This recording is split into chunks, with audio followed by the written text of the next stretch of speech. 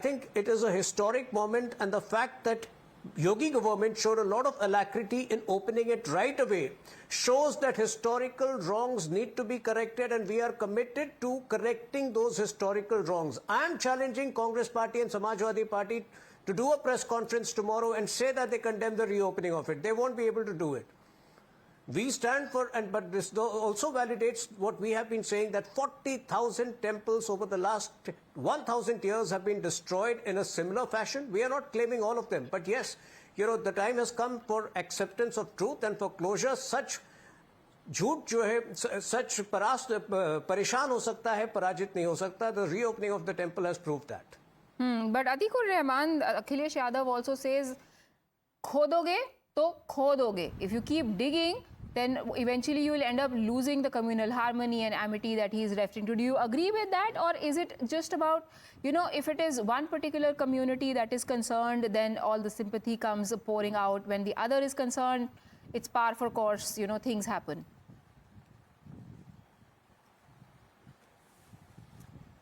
Priya, who am I to agree with Mr. Akhilesh or any other political party? It was the Supreme Court which said that history is not, to correct the historical wrongs, law is not the answer. Anyhow, but I really sympathize with Mr. Sangeet Ragi and Mr. Tuneen Sunna also, that they want to bring back the same Muslim bigotry, majoritarian hegemony of the Muslim rulers, which was there in the 1500s and the 1600s, back to India with the presence of the Samvidhan, the constitution, which yesterday our dear Prime Minister was evoking in the parliament. But how, there sir? was no constitution, Priya, in how? the 1500s and the 1600s. If we talk about just this Bhasma Shankar temple, how does whatever you are saying apply? It was an anti-encroachment drive. No, I have no counts. I have no counts, Mr. Don't heckle me, Mr. Ragi. I know you are an RSS ideologue, but right now also. You are a political Modern Muslim. No, let's take it one by one, Mr. Ragi. You will get your right to respond. You will get your opportunity. Yes. There is no difference in the mindset of the Muslims. When the Mughals were there or Sultans were there, even today the Muslims are doing the same thing all over the world. No, but sir, I have a simple question, Priya. Sir, there is an administration in place. Priya, I have a simple question. There is law. There are courts of the land. People can approach to courts. That is what is being done. Let's not make sweeping statements. Yes, Mr. Rahman, finish your point, and then Mr. Ragi, you can respond. Yes, Mr. Rahman. Thank you. Priya, I have a simple question. If you look at the Muslim rule and the Mughal rule in the entire length and breadth of India, always the Muslims have concentrated, the rulers have concentrated and made Delhi as their capital. But right now, the Hindi belt or the cow belt, the northern India is having a minority Muslim population, but Kerala and Jammu and Kashmir had always been a majoritarian Muslim population where never there had been any Muslim rule. So this is a very major question, that despite the presence of the Mughals and the Muslim rules and their capital at Delhi, the northern part of India is still majoritarian Hindu. What is the question? I'm sorry, I'm failing to understand. This religious bigotry points out to one question. Yes. What is the question, sir? The presence of RSS since the past 99 years.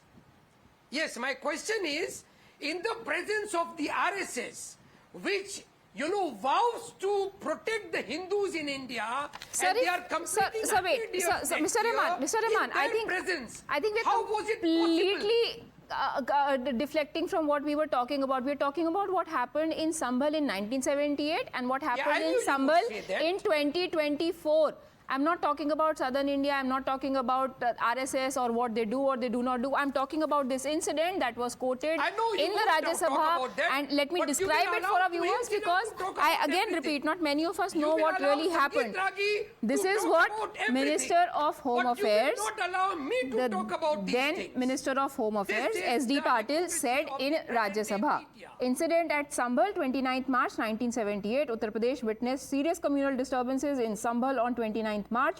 Disturbances apparently arose out of some members of the Muslim community objecting to holy titles, holy as in the festival holy titles, conferred by the Students' Union of the local college on 2 Muslim girls. This led to violent clashes and widespread looting and arson. Police fired at 3 places to control the situation. Curfew was imposed. In these riots, 17 people lost their lives, 33 people were injured, and it is after these riots that the temple was closed. What kind of justice do you think, Mr. Tariq Khan, this is, that when a communal riot happens, then a place of worship is shut down and the devotees have to wait for almost 50 years for worshipping their own deity?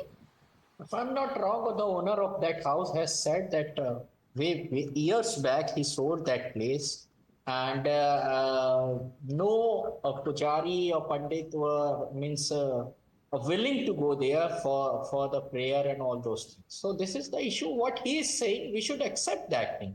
And if it's being closed forcefully, we have to search it. In 1971, who was in power? We were not in power. In this time when 5 people are killed in someone, and at that time when 17 was killed, ask to the people who are in power today. Chief Minister is responsible. If people died, a car saver died, in 1989, when Mulayam Singh Yadav ji was the Chief Minister, he was responsible. If people are dying in Uttar Pradesh, Yogi Adityanath is Chief Minister, he is not responsible. The responsible person is the Chief Minister of Bihar. Yogi is not responsible for anything if people are dying. In 1978, if 17 people are dying, who was the Chief Minister?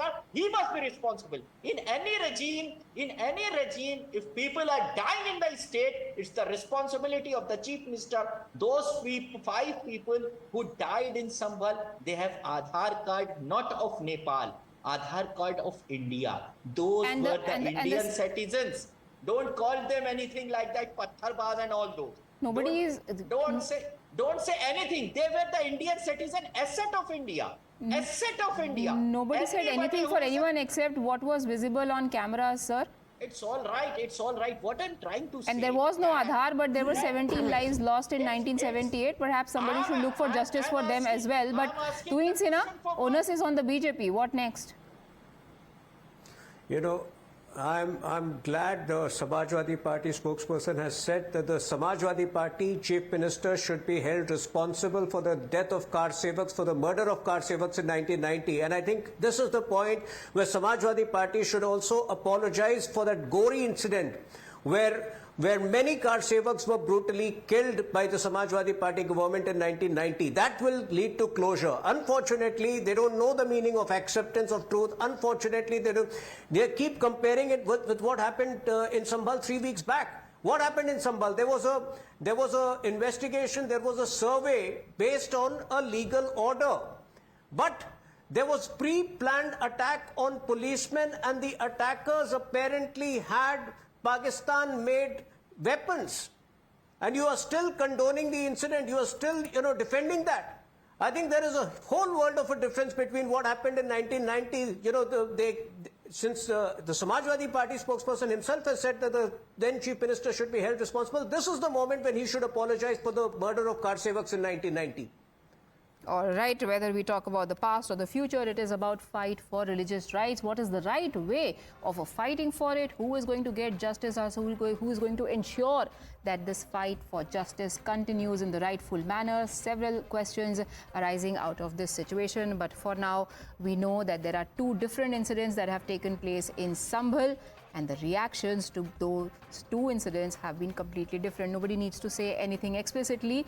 What is the intention is visible to one and all. Thank you, gentlemen, for joining me on this debate. We take a very quick break.